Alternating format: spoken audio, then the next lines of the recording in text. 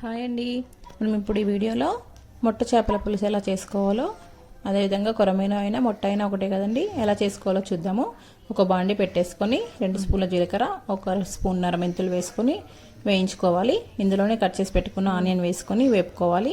ఇది వేగిన తర్వాత చల్లబడ్డాక మిక్సీ పట్టేసుకొని పక్కన పెట్టేసుకుందాము. ఇలా వేయించుకున్న తర్వాత మిక్సీ పట్టేసుకుందాము. ఇప్పుడు అదే బాండి పెట్టేసుకొని మళ్ళీ అందులో కొద్దిగా ఆయిల్ పోసుకొని తాలింపుకి మెంతులు వేసుకొని, ఆ మెంతులు వేగాక ఇందాక మిక్సీ పట్టుకున్న మిక్సీని ఇందులో వేసేసుకొని కలుపుకుందాము. ఇందులో ఒక 4 పచ్చిమిర్చి, ఒక 2 టమాటో వేసుకొని కలుపుకుందాము. చాలా అంటే చాలా టేస్టీగా ఉండే కొరమీను చేపల పులుసు తొందరగా ఎలా చేసుకోవాలో ఈ వీడియోలో చూసేయండి. దంచి పెట్టుకున్న అల్లం వెల్లుల్లి పేస్ట్ వేసుకుందాము. ఈ విధంగా కలుపుకొని ఇందులో కొద్దిగా పసుపు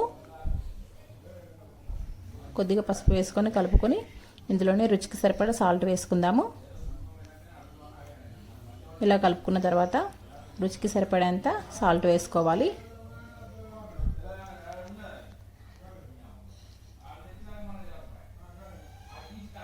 సాల్ట్ వేసుకొని రుచికి సరిపడేంత కారం పొడి కూడా వేసుకుందామండి. ఒక